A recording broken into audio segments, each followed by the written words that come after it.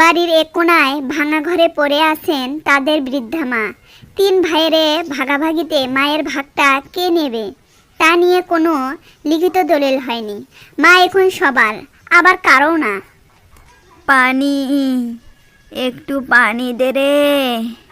কে আসিস? মোতালেব, কুদ্দুস, বেলাল, কে আসিস রে বাবা? 3 ভাইয়ের কানে মায়ের ডাক পৌঁছালো, কিন্তু কেউ নড়ে না। প্রত্যেকে ভাবে অন্যজন হয়তো যাবে।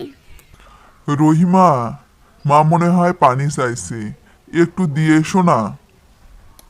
কেন, মা কি শুধু তোমার একার? গত সপ্তাহে তো আমি নিজেই তার দেখভাল করলাম।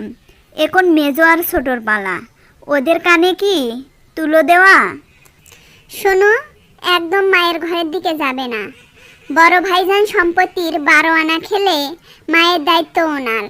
আমাদের কি অঢেল টাকা যে বুড়ির ঔষধের খরচ চালাবো? মা গো, এই নাও পানি। মা, আমাকে মাফ করে দিও।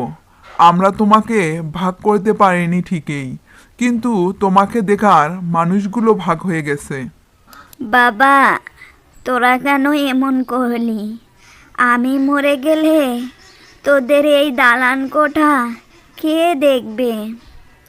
মিলেমিশে করে কি থাকা যেত না?